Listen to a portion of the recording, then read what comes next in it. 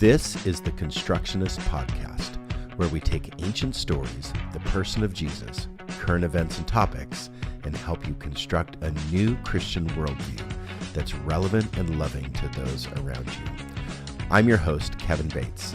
I'm a semiotician and community builder, looking at the signs of the times to build a better future together.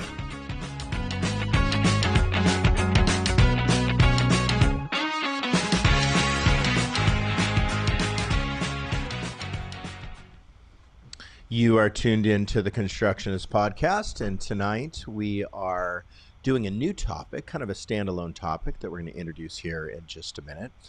We, as the Constructionists, desire that you construct or put together and navigate your life through a framework of worldview. That's our purpose behind doing these shows and podcasts, and what that framework or that worldview we desire it to be is relevant and loving to people. So we are doing a deep dive into Christmas today, and we have decided to unpack what Christmas is all about, what we've done with Christmas, and how disappointed I am with Christmas. And we're going to figure that out tonight and try to get me excited about Christmas again. But we are covering Christmas and really where Christmas came from and what Christmas is and what we can do with Christmas in the future. So if you want to give to our podcast, you can go to resonatelife.org, and under the give link, you can support us that way financially, or you can listen to this broadcast each and every week and make comments and answer questions or ask questions all along the way and through the week. We will answer your questions that you have for us. All right, Sharia Bodner, Jake Flug, welcome back. And Hello. Hi, we are doing one more broadcast tonight, and then we are picking it up at the beginning of the year, next year, 2023. All right, so we are going to talk about Christmas and where it came from, why we celebrate it, and what has happened to it. Something that I just want to bring up, I was listening to some commentary this week, and of course a quite known politician was asked why other people are encroaching on the Christmas season, why other religious groups are encroaching on our Christmas. And they responded that they have copied our Christmas. That's why they're encroaching on our holiday. And once again, I'm faced with this idea of Christianity being very world-centric and possibly white-centric in its behavior, and Eurocentric, definitely, that all things revolve around us. And I think that we just need to break free from that and think differently. But it got me thinking about Christmas and what Christmas means. It made me a little disappointed about what Christians have done with Christmas. Not necessarily what the world has done with Christmas, because that's usually who's blamed, is the world has turned Christmas into commercialization enterprise or materialistic purchasing enterprise. Take the Christ out of Christmas. Took my Christ out of Christmas and all those types of things. Happy holidays. Right. Right. So you've removed my holiday and replaced it with some materialistic shopping holiday. Yet I'm a little bit disappointed with what we have done with Christmas, and how can we redeem, let's call it, the true meaning of the holiday. So let's read the Christmas story. We're going to read it first, and then we're going to talk about that passage a little bit, and then we're going to talk about the god Saturn. Great. Go ahead, Sharia. I'm going to read Luke 2, 1 through 20. I'm in the CEV if you're following along. In those days, Caesar Augustus declared that everyone throughout the empire should be enrolled in the tax lists. This was the first enrollment that occurred when I'm gonna be a jerk and interrupt you. Would you do your whole mic change thing for a second? Again? Okay. Yeah, I'm sorry. How about now? Yep. Okay, Thank you. I'm only in the second verse. Do you want me to start over? Yes, please. Go for it. All right. Luke 2, 1 through 20. In those days, Caesar Augustus declared that everyone throughout the empire should be enrolled in the tax lists. The first enrollment occurred when Quirinius governed Syria. Everyone went to their own cities to be enrolled. Since Joseph belonged to David's house and family line, he went up from the city of Nazareth in Galilee to David's city, called Bethlehem, in Judea. He went to be enrolled together with Mary, who was promised to him in marriage and who was pregnant.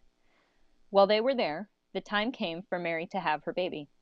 She gave birth to her firstborn child, a son, wrapped him snugly, and laid him in a manger because there was no place for them in the guest room.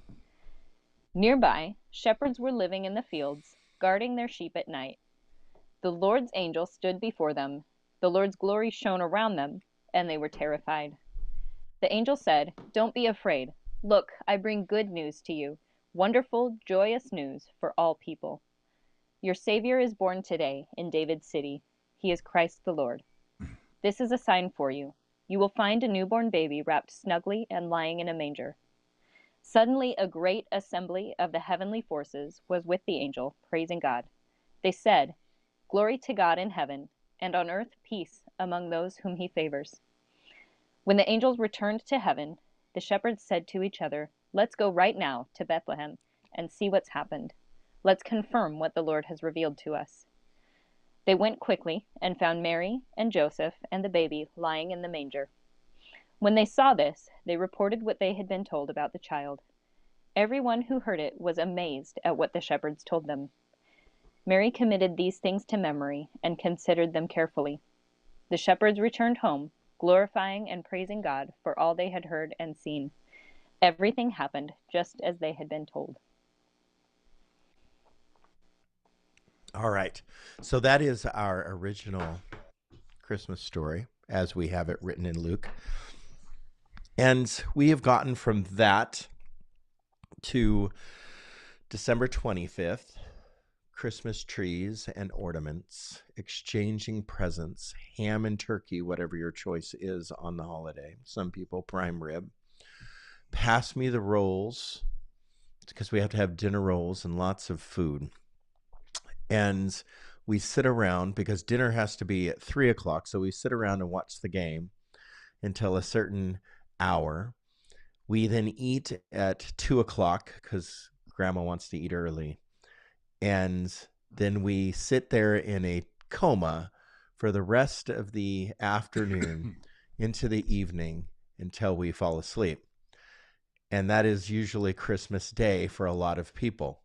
And of course, waking up at 5 a.m. if you have little children, ripping apart presents very, very early.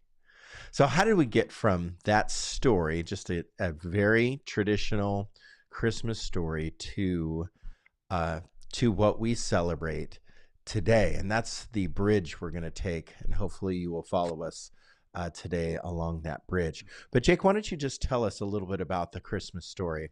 What do you have to say about Luke and that gospel story there? I was right in the middle of looking something up. Oh. Do you have like 2 minutes that you can talk for a second, and then I will totally join you? 2 minutes, that's like nothing. Okay, I can talk Were all you day going to long. offer me the same question? Yeah. Go ahead, Go Sheree. for it, If you have Sheree. something Wonderful. to say There's our something 2 minutes. first. I mean, I can bring up some things that I noticed. I mean, first of all, so I went to a private Christian school and I memorized this passage when I was in the first grade. Reading it in the CEB was kind of fun because it's different than how it is stuck in my brain.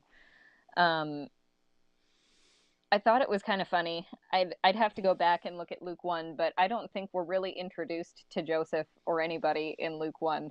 And all of a sudden, here we are, we're in the story, and here's Joseph, and he's doing this thing. Like, we don't get any introduction or anything. It's just assumed that you know who we're talking about. And I think like that's he's an a known important figure, thing. like he's a known person.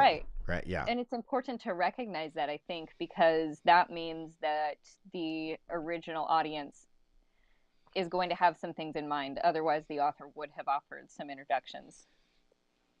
Now, what we know about Joseph is he was older. Most And likely. Mary was a lot younger. Most likely. Hmm. Ew.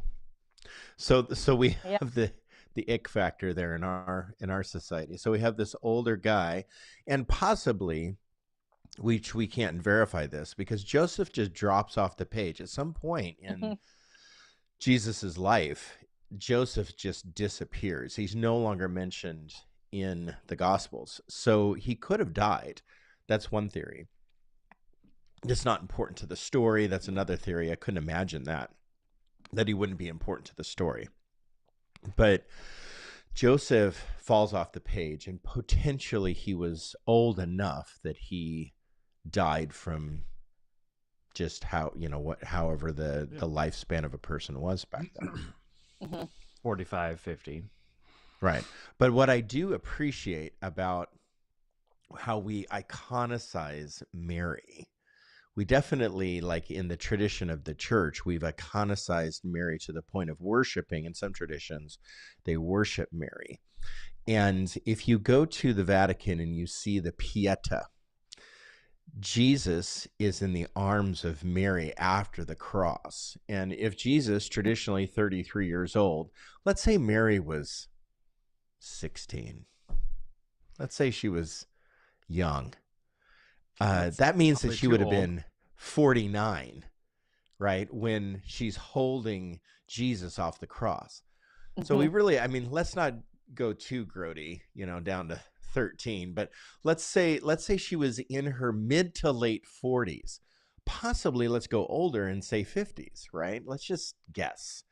So she has to be, let's say she has to be 46, all the way up to, let's say, 52. The Pieta, she looks like she's 13. If you look at the skin and the lines in her eyes. Yeah.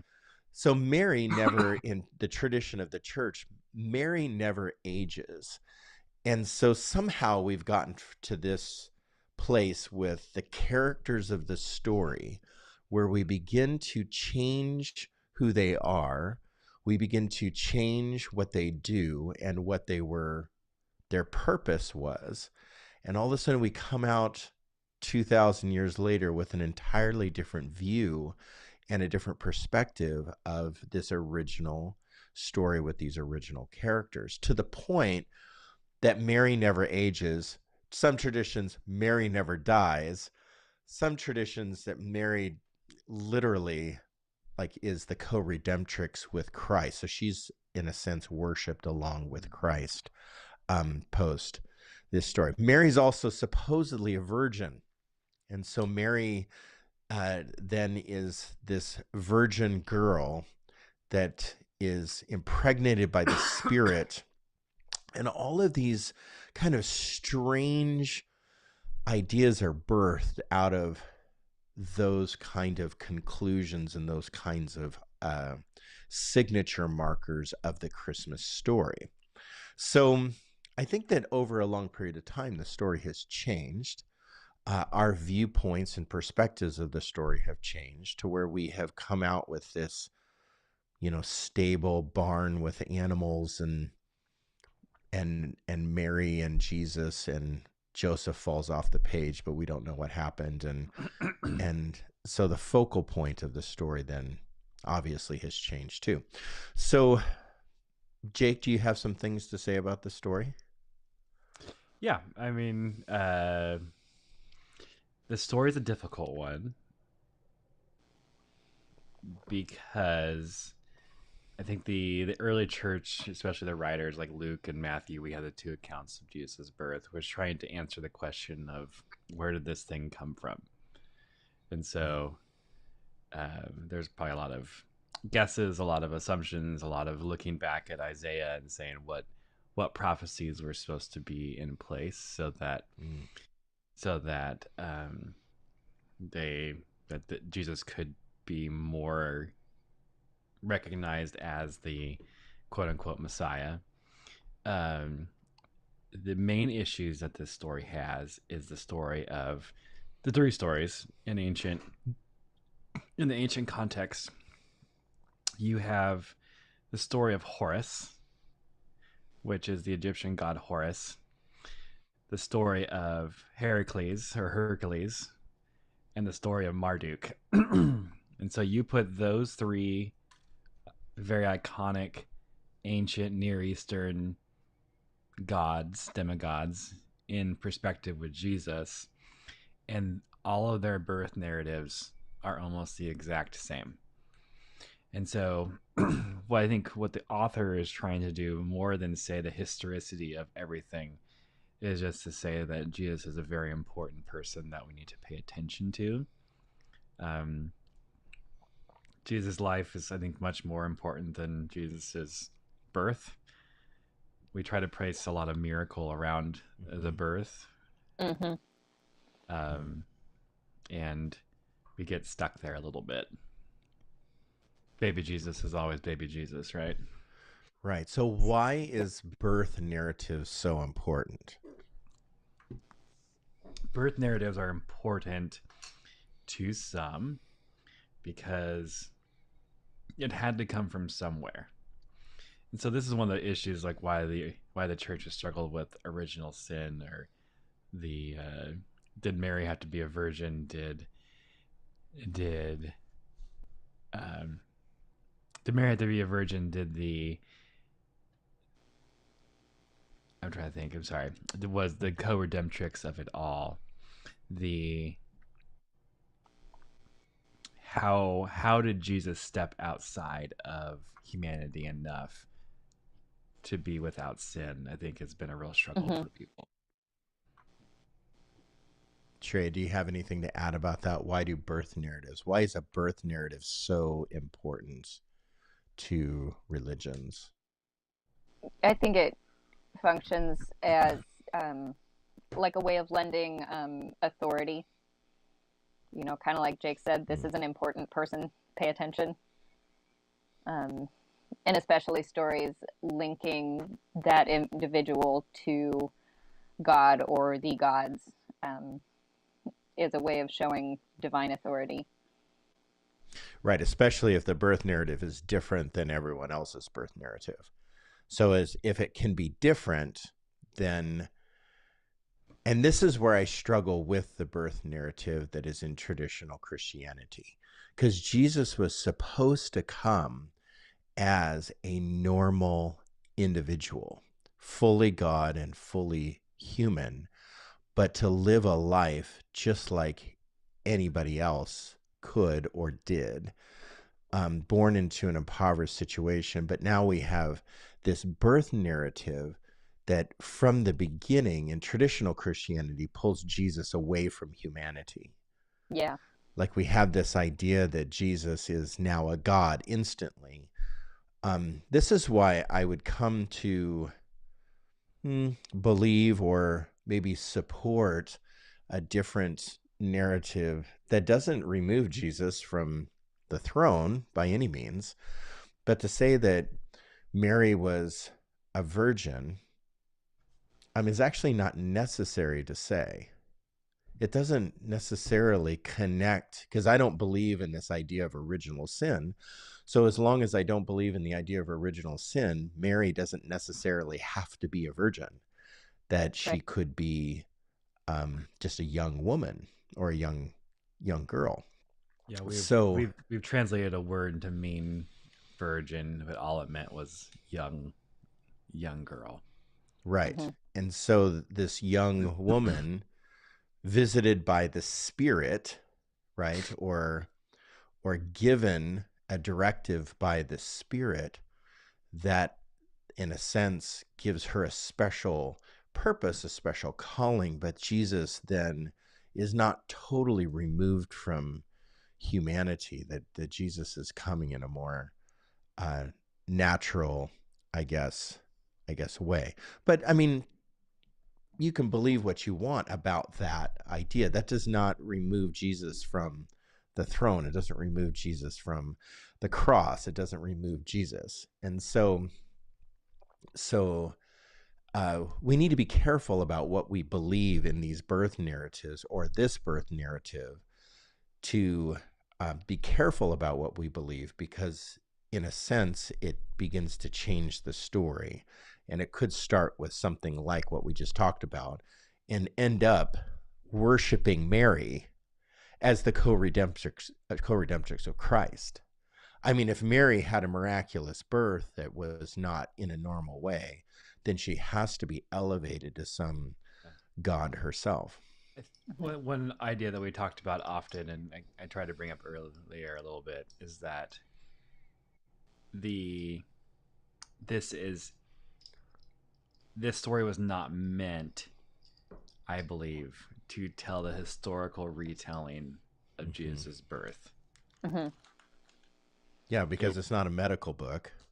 Yeah, and its sole purpose was only to claim the deity of Jesus, the messianic connection.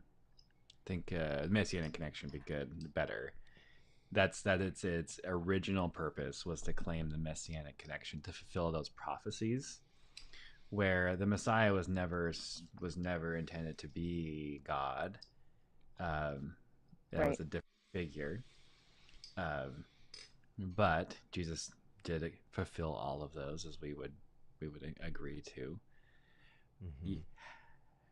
And if we look at the birth narrative for historicity, or the historical accuracy of it all, we're losing the main point.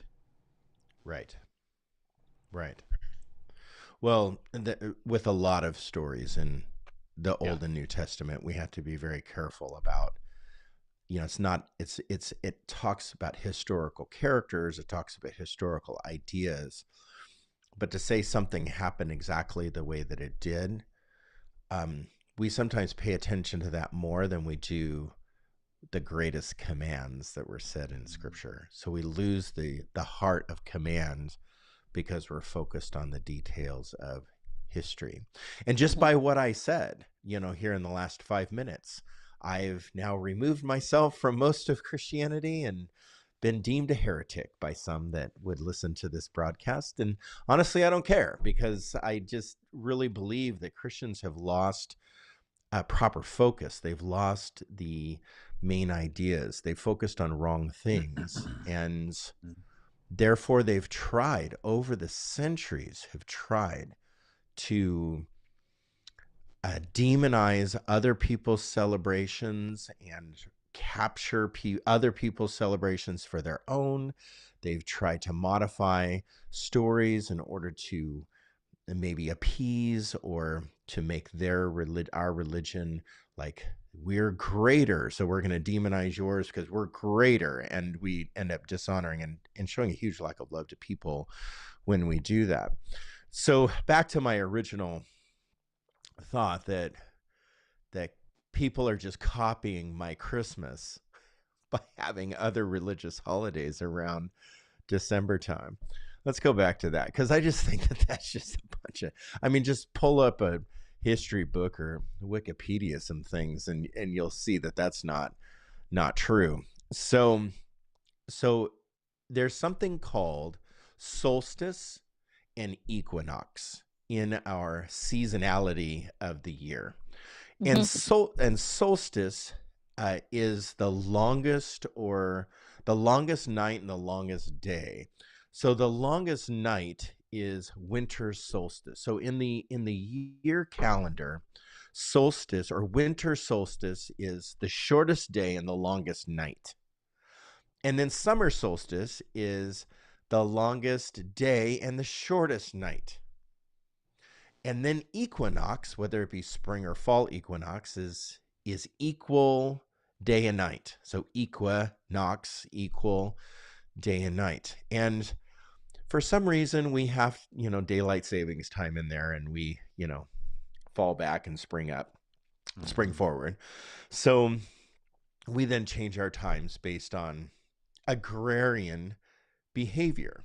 And so winter solstice was putting to rest, it was the beginning of looking forward to harvest. Harvest has always been in human life, has always been this idea of planting, growing, and harvesting whatever that may be, literally, probably from the beginning of time, has been a thing to look forward to. Why? Because it's food, and food is necessary to live. And so people who have learned, or the springtime comes and the summer comes, and all of a sudden now we have just natural food, right? So whether it be natural food or grown food, the harvest is coming.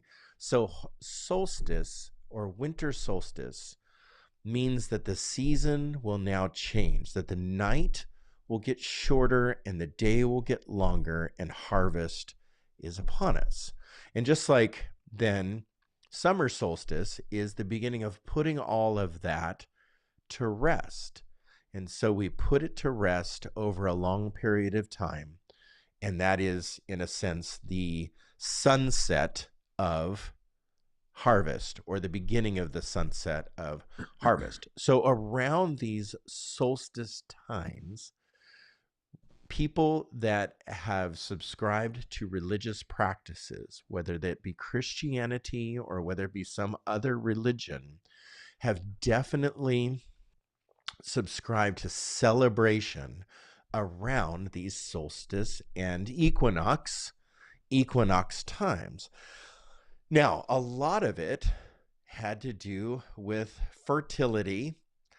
And so a lot of it was, let's drink hard and party hard and dance hard and have sex and all of these activities that they would do in a fertility celebration. That there was a lot of, quote, pagan practices that were developed around solstice celebrations. So those are the seasonal, and of course, we can't adhere as Christians. We can't adhere to pagan practices like, drink yourself into a gutter for the next week and have sex with everybody. So I'm not promoting that on our show. But this is what went on. And of course, we don't subscribe to that. We're not supposed to subscribe to that kind of practice. And so we then came up with different practices, or adopted some of the practices and began to participate in some things that we felt like we could, and other things that we couldn't. We just demonized or said, we can't do that. We can't do that. Now, over time, especially like during some of the Puritan-styled revival times or nationalistic Christian times, we then made pagan practices illegal. And sometimes they encroached on our holidays so much, or our holidays so much, that people got sucked into them. So therefore you were anathema if you participated in them, and they were illegal. So not only did we make them, quote, illegal to practice, but then we considered the participants, and if you were a Christian and got sucked into that behavior, you were anathema. So that was a way to get kicked out of religion, is to participate in Like, do you have an pagan. example of one so people can follow along with you? To get sucked into a practice? No, what was one thing that was illegal to participate in? Well, I named like 3 or 4 of them. So you were talking about the Puritan times, right? Well, that was one time, but I was talking about Puritan type movements, that like in times of our history, Puritan type movements emerged, or making Christianity a national religion and making all other religions illegal, like during the 350s or whatever, that we demonized other religions, and if you participated in certain things, then you were considered anathema. You were considered not of the fold, not of the group. So not only did we make things like you couldn't participate in them, but if you did, then you lost your faith. You lost your community. because of it. So now we have trunk or treat.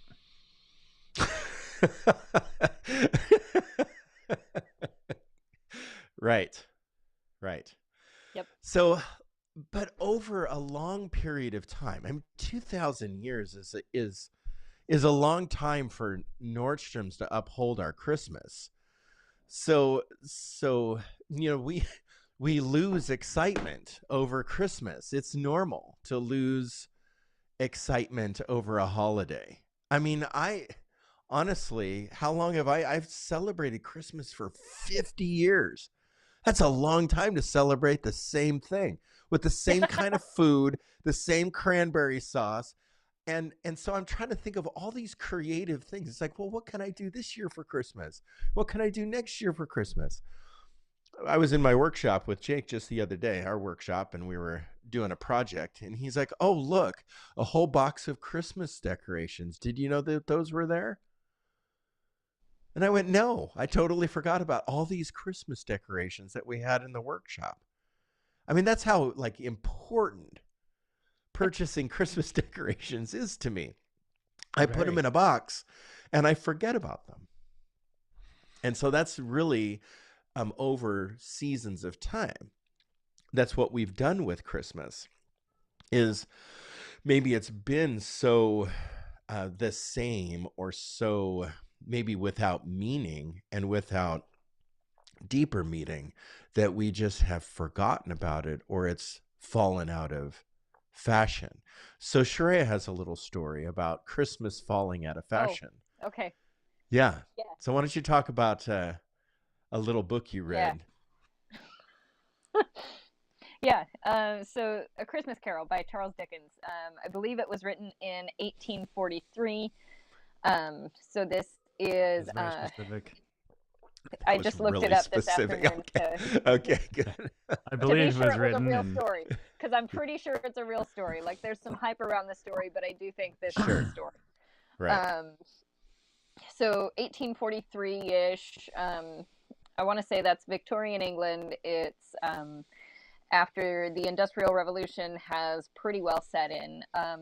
And yeah, Christmas kind of just fell out of fashion. People weren't really doing Christmas anymore. And that was largely because of the Industrial Revolution. It separated people from the land. And so those seasonal-based practices, the harvest-based practices, but it also separated people from each other. So rather than taking care of each other as a community, it's just you as an individual or maybe your individual household trying to survive abject poverty. And those shifts moved people away from Christmas because it was a seasonal communal celebration.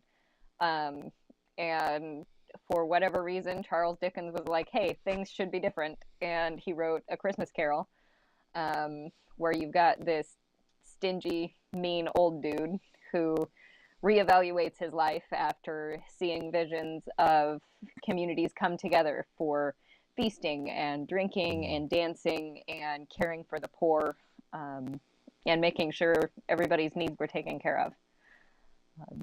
So that's kind of the story of A Christmas Carol. But what I've been thinking about for most of the day is that during Charles Dickens' time, like before his book took off, while Christmas was in decline, there were definitely Christians in England at that time.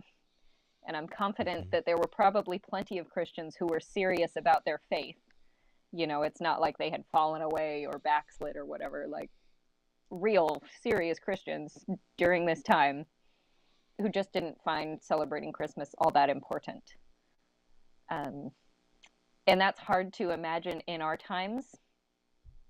And I don't know that we can say whether that's right or wrong, but it at least provides a different perspective that I think is worth thinking through.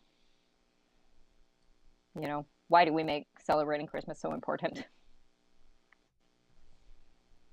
Well, I think, okay, so if I could add a few pieces to that. I actually love Christmas in the way that, however, the way it is that our culture celebrates it. I mean, you know, if you're in New York, you got the Rockefeller Center, you got the ice skating rink, the big tree in Times Square. I mean, that's pretty cool. You go to some of the major cities and just some of the downtown flair that they have. It's super cool. It's a Lights and celebration. We oh, should celebrate. totally celebration. And whether you believe in Jesus or not, it's a celebration. I mean, believe in Santa, It is one time a year where everyone, at least the majority of everyone, let's say 80%, the 20% Grinches are out there, they can stay home. But let's say 80% of, like, at least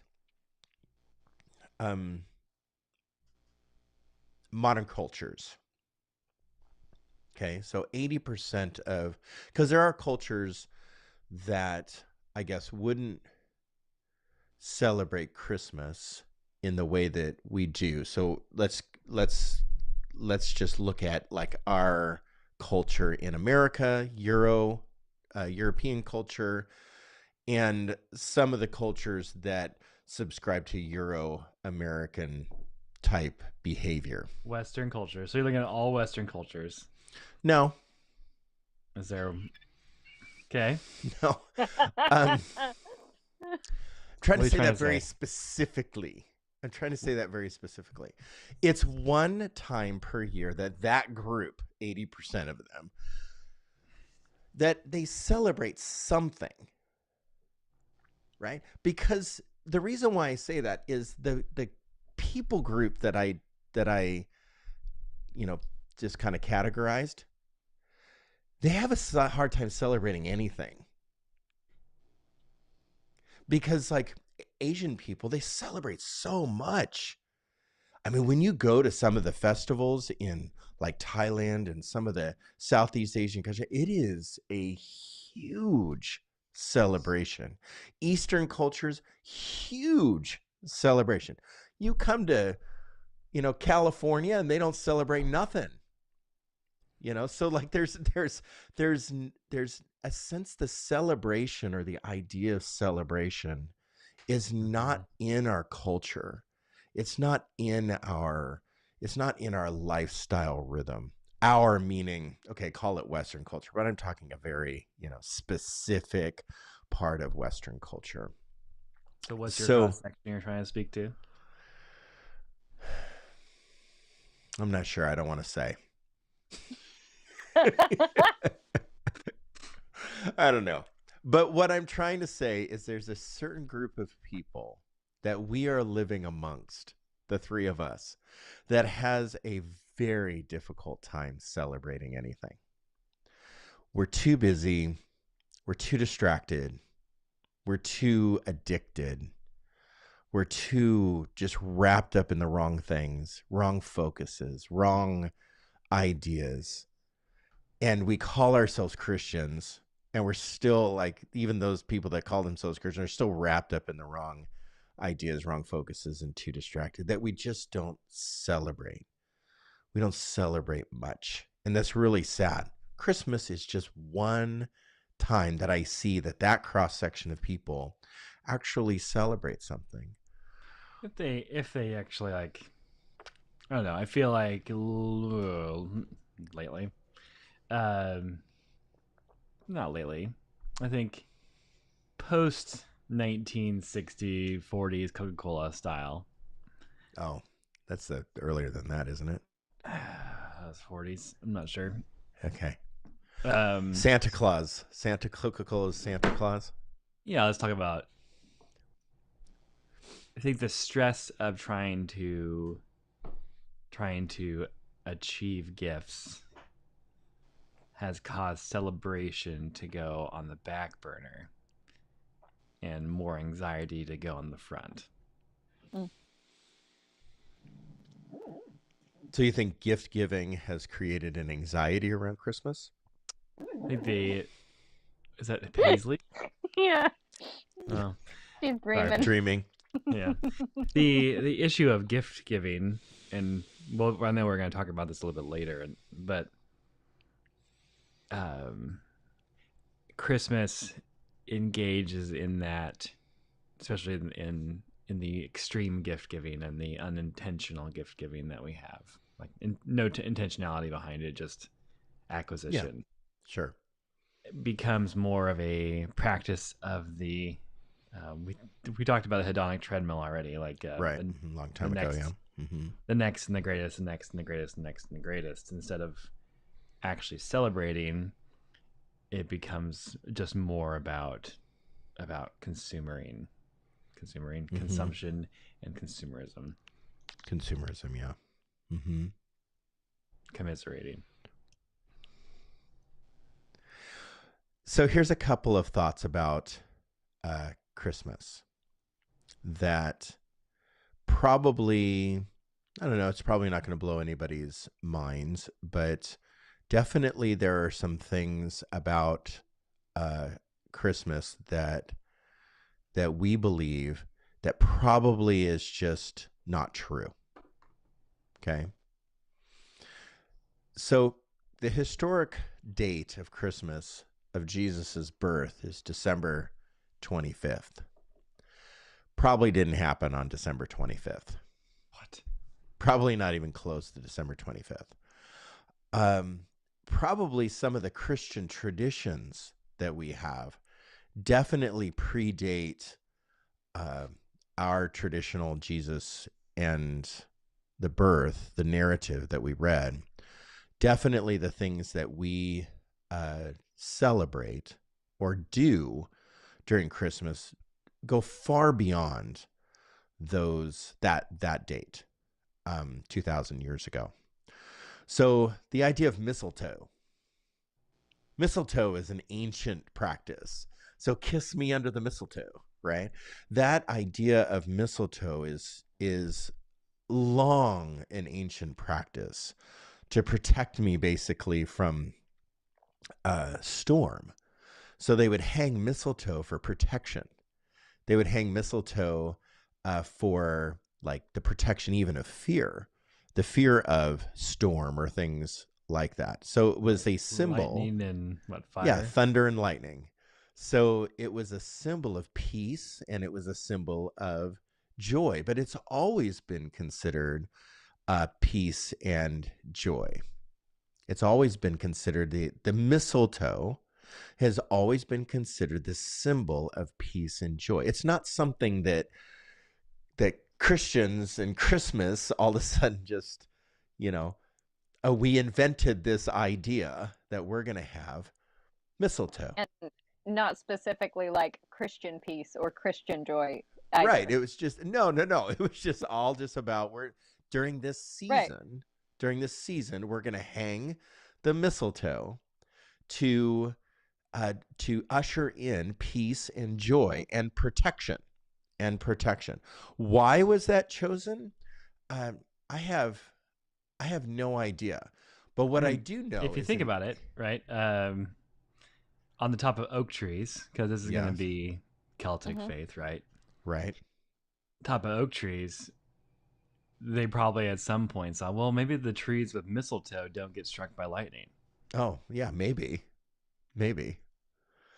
But what I do know is that they would hang or under the mistletoe, military people would congregate under the mistletoe and put down their weapons for truce.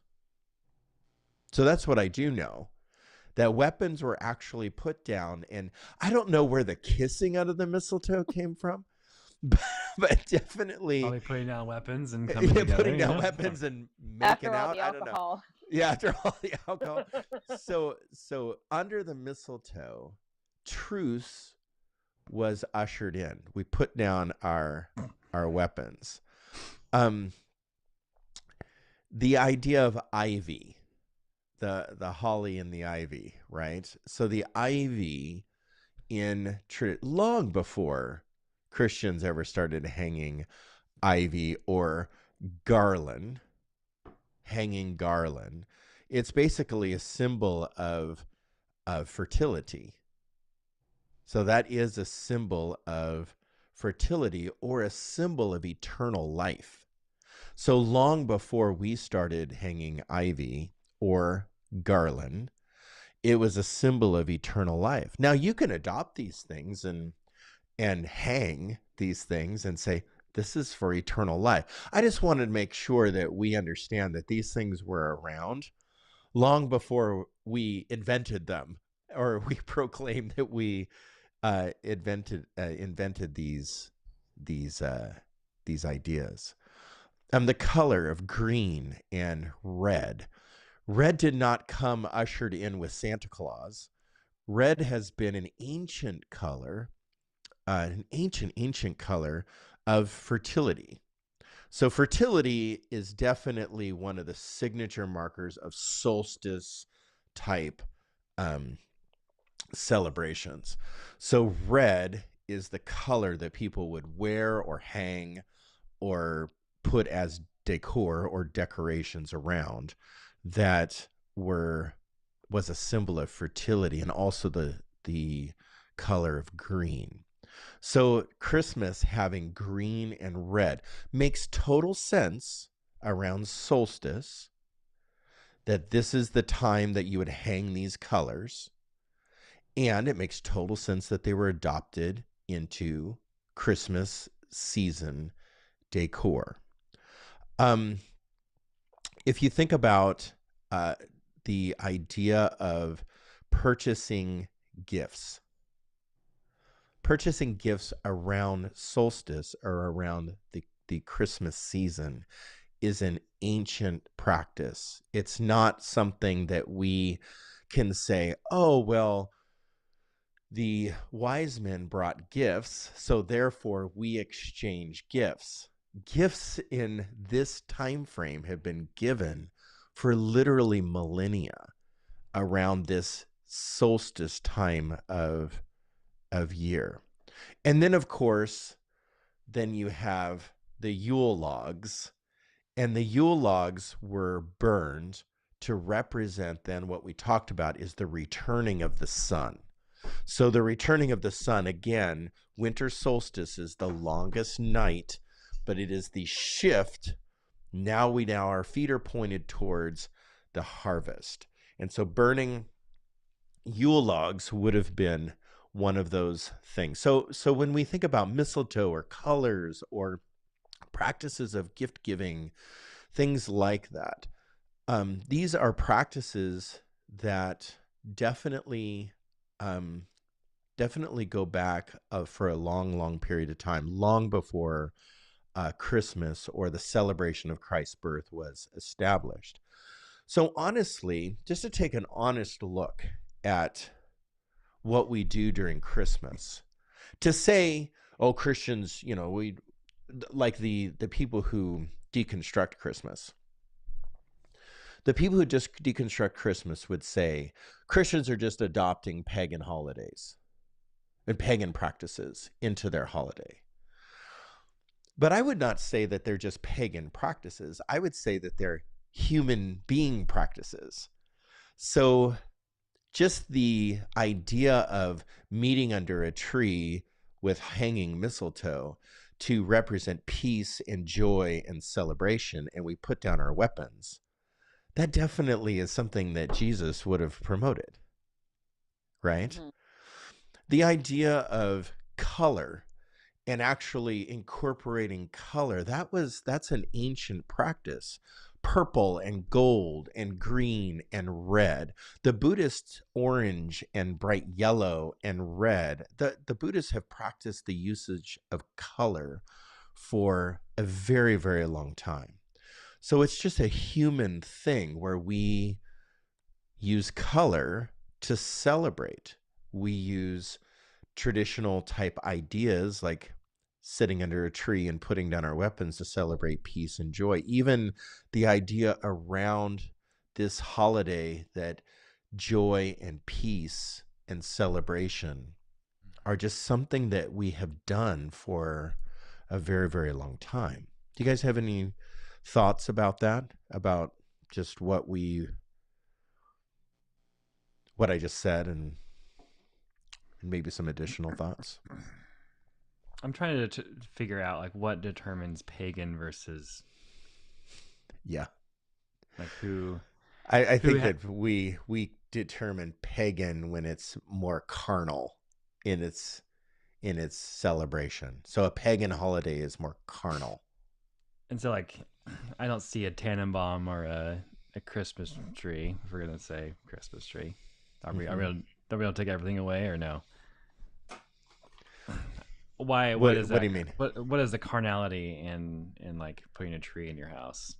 Well, that's not necessarily a carnal thing.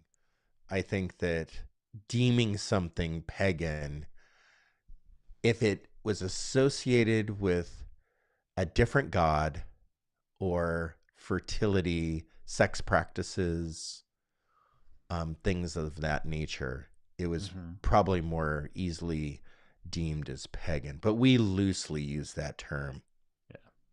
Yeah, anything that's not Christian is pagan to us.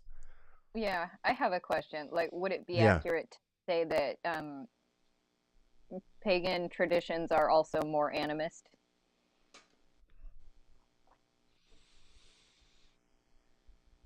Maybe. Sure. Maybe, I think Okay. probably.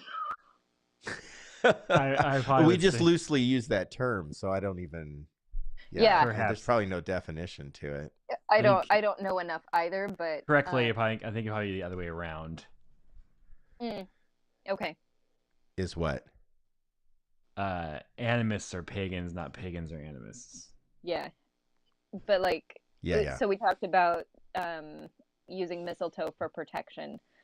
Yeah. There's like an animist element to that, you know, the mistletoe's personality is one of protection. Sure. And Well, and look at so, you know, we have all of like all of It's these nasty to ideas get that- caught up in. Like, I do think it all I think a lot of it comes down to animist beliefs, and so I wonder if that's maybe a defining feature. Yeah. Could be, yeah. Yeah, definitely. So human beings have used, again, different symbols, color, different ideas like the Yule log, and feasting, eating, and drinking as a practice of celebration. All religions, really, all over the world, still practice, many practice fasting and feasting. They practice that rhythm of fasting and feasting. So it's not something new to Christians, and it's not our thing. So if somebody is fasting and feasting, or feasting and celebrating, they can, and they I think it's a human thing to do. It actually is healthy to celebrate. And I would argue that, Jake, the anxiety of giving and the anxiety of gift giving, I understand the materialism and the problems that we get into with credit debt and all that kind of stuff because of gift giving. But there's a lot of anxiety all over the world about celebration and gift giving. Oh, yeah. People plan for years, literally years, for gifts. Like when it comes to weddings and when it comes to dowries, when it comes to funerals. Like funerals. Yeah. I mean, look at what you experienced in Indonesia. Yeah. Years of planning just to sacrifice the bull at the death, to release the spirit into the afterlife in some Indonesian practices. And they're Christian. So, okay. So there's a specific celebration that I want to talk about tonight. And we're going to just close with a few minutes on this, because I think that this is really kind of an interesting thing. There is this celebration or the holiday called Saturnalia. And Saturnalia is the worship celebration around the god of Saturn, the god of Saturn. And the god of Saturn, let me just bring up my notes on this so that I don't lose track here. The god of Saturn was worshipped for very specific things. The god of Saturn was definitely worshipped for fertility, and also harvest and things. But most Roman gods had to do with fertility and harvest and such. So to say that the god of Saturn is specific to this, I would say no. But the temple of Saturn, you had the temple of Saturn too. And the temple of Venus and the temple of Saturn, some of those representations are actually in the Roman Forum, next to the Colosseum in Rome. Specifically, the temple of Saturn is in the Roman Forum. But at the temple, there was a public banquet where people could come during Saturnalia, and they could feast on the table. And this was more of a public event. I mean, there was a public celebration. And Saturnalia took place between, some of the ancient times, it took place between December 17th and sometimes expanded to December 23rd. So right around winter solstice. So Saturnalians couldn't take claim either to this is their holiday and this is their holiday season, because it goes even farther beyond even the worshipers of Saturn. But it took place during that time. And during that time, there was this public banquet. And what was really interesting about this is this was also a time where master and slaves, this was a cultural thing, that masters and slaves, they had a relationship that the master owned the slave. The slave had to perform duties. The slave had to perform the work of, let's say, the farm or the house or the community that slave was tasked with, and they were owned property. That becomes important because the master would never put themselves in a position of owned property. That was the purpose of this. They were the owned property. But during Saturnalia, the master actually became the position of the slave, and the slave became the position of the master. It was a very specific exchange. So the masters then would serve and cook and feast with and give to the slave. So it was a time. Switch their clothes and everything. They would switch. Yeah, the master would give the slave their clothes. The master would give the slave the goods and the means in which to celebrate a continual party for this week's period of time. So it was a total exchange of positional authority, but also economy. It was an exchange of economy. And what I really find fascinating about that is Jesus talks about that. That the last will be first and the first will be last. Mm-hmm. And when Jesus talked about the switching of economy, where the slave will be the master and the master will be the slave, right? I don't think that Jesus really picked that out of the air. I don't think Jesus just made that up in his head. I mean, Jesus is God, and I believe Jesus is God, and Jesus can make up whatever he wants in his head. But Jesus used different functions and agriculture and pieces of land and structure, and he would say, the kingdom of God is like this. And he would point to this tree, or he'd point to this this grapevine or this mustard farm or whatever. So he would point to different things. And so in the celebration, those that were oppressed switched roles with the oppressor. And it was very, very a specific time for that order to be ushered in.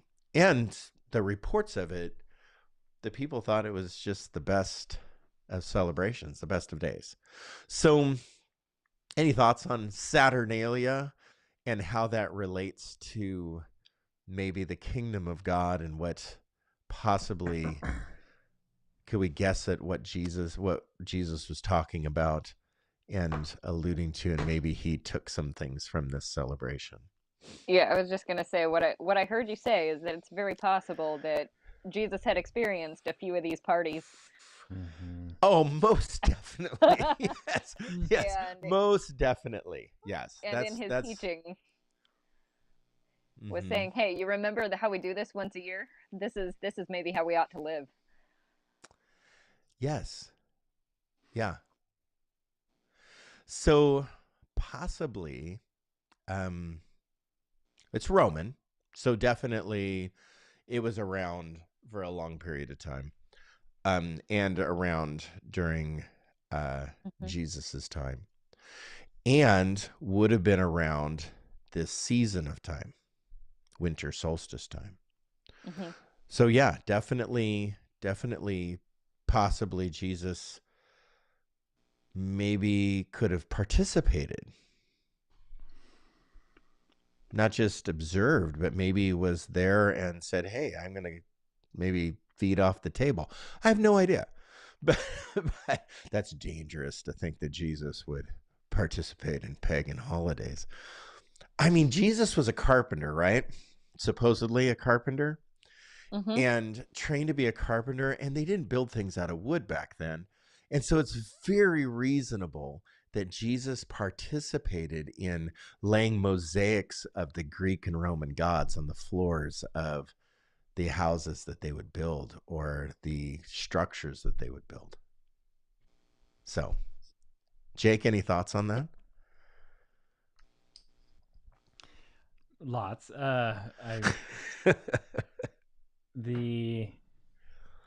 I think borrowing from other cultures is what the Bible does best, especially teaching. So we've talked a lot about that all the way through, but it is the idea of role reversal, gift giving, feasting. I think that carries on more to like when the Roman church, Christian church, tried to co-opt this holiday as their own, and that's when we started to see this action. Right. The Christ Mass and the Christmas, right? It's the Christ Mass. Christ Mass, yeah. It's very old. I mean, very after Jesus's life. So like what, 480 or, and so that's when we would see the adoption of this. Yeah, it is an interesting concept to see that Christmas as we know it was celebrated long before by a different culture than we expect it to be. Mm-hmm. Right. And we just have to own that and move forward with it and maybe actually practice it, that we have role reversal, we have freedom of slaves. Although I kind of wonder why the slave didn't just say like, I have the power now, I'm done. Right. This will happen the rest of my life, so see you later. Right. And so what was that check and balance there? Yeah. Anyways. So, a couple other thoughts. Sheree, did you have a couple other thoughts on Saturnalia? No. Okay. So, this is where it gets really like, oh, okay, what do I do with this information? There's always that good information. So, in Saturnalia, during the winter solstice, that they would be celebrating that master becomes slave, slave becomes master. The first will be last, the last will be first. Mm-hmm. There would be a king named in the celebration at the banquet table. And the king would be chosen by the casting of lots. They're gambling techniques, right? And this king would be named, and gifts would be given.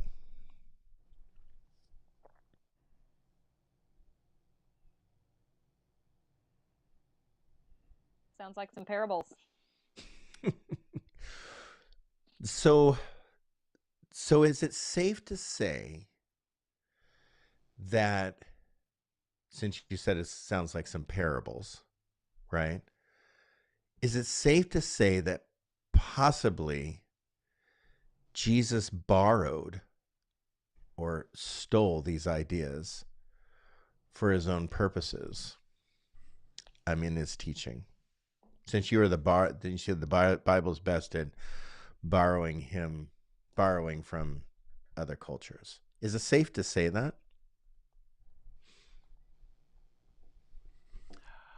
I think the idea of Saturnalia and the role reversal, the gift giving, the exchange of power, really, it is a gift giving becomes more of an exchange of wealth. I think that is more of a let's just say a human idea than a specific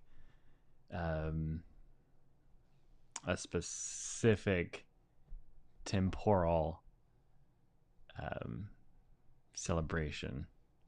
And so, like, we see the idea of that even like in early Judges in Mesopotamia, in very old texts, older than even Saturnalia, that poor will become king. You think about the oldest text that we have known, it was Gilgamesh, right? Even though Gilgamesh was a king rejected by his father, and then, so that's the right story. Am I saying this right? I'm getting this and Oedipus mixed up, so be careful. Those are two very different stories in my head. They are. Yes, they are. Is this right? Comes back and kills his father. Am I Beowulf or Gilgamesh? That's Oedipus. That's Oedipus. Yeah. Anyways, don't mind me. But he marries his mother. Yeah. Yeah. Well, but, from poverty to wealth is what, like, that idea of the winner's story. Well, so in Saturnalia, okay, the master would give the slave money to buy gifts. And so the rich would give to the poor in order for them to participate in the purchasing of gifts. So Saturnalia became this upside down kingdom celebration. Yeah, Nero's recorded as being one of the participants as the king of Saturnalia. So he had that early introduction as the king of Saturnalia. By the casting of lots, he was chosen to be king. It's kind of weird to think about. So they would exchange things like knives and combs and perfumes, pipes, cups and spoons, things like that. And they would wear colorful dinner clothes versus their plain robes, what we would call togas. So they had colorful dinner clothes that they wouldn't wear outside in public or in the marketplace. They would only wear those during dinner. So those colorful clothes were given to the poor.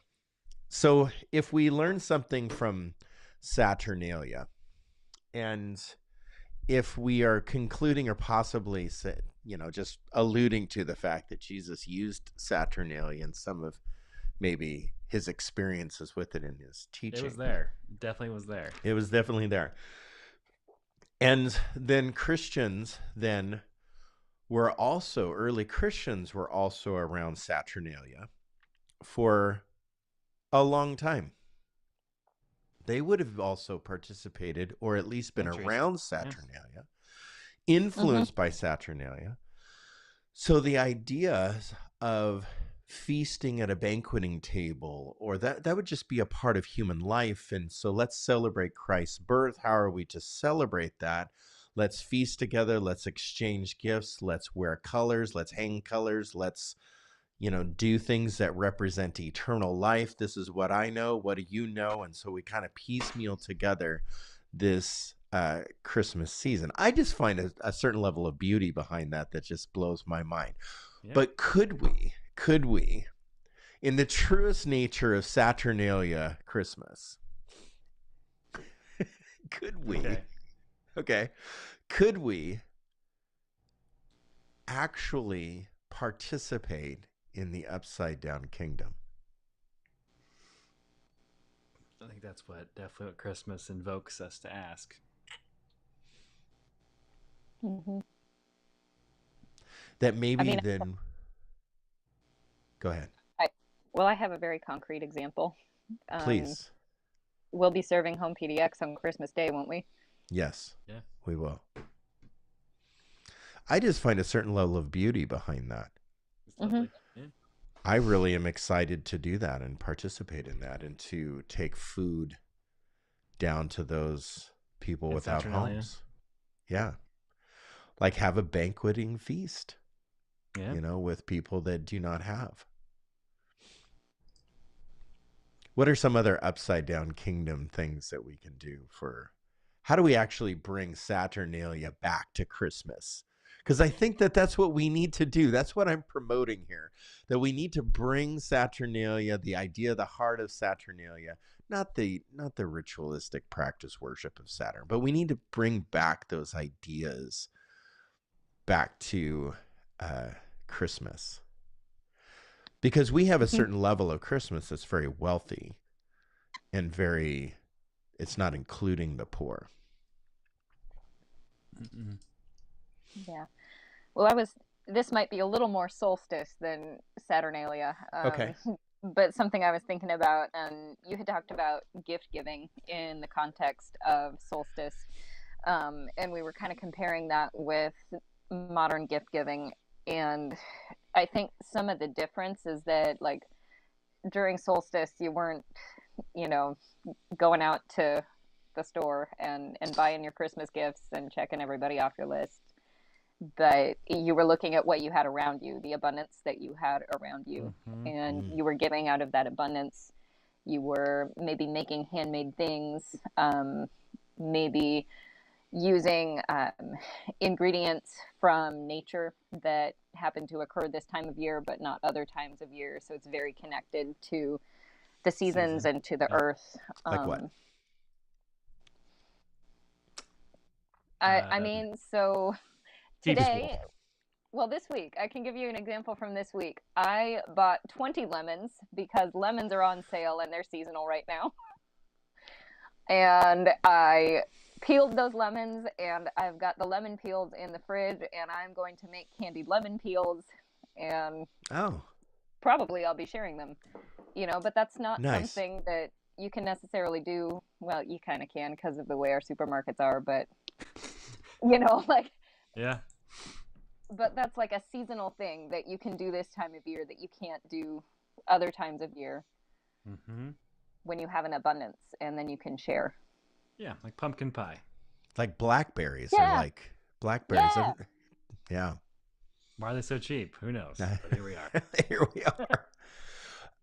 There's so many things that we can do that I think would bring back the heart of celebration, that we don't necessarily need to tie it to some religious idea or a religion, that just our human condition means we will celebrate. Just because we're human beings, we can vegetables. Just because we're human beings, we candy lemons during this time, and we offer that kind of love to people around us just because we're human beings. Yeah. I think invoking the feast, and so and you don't have to make everything, right?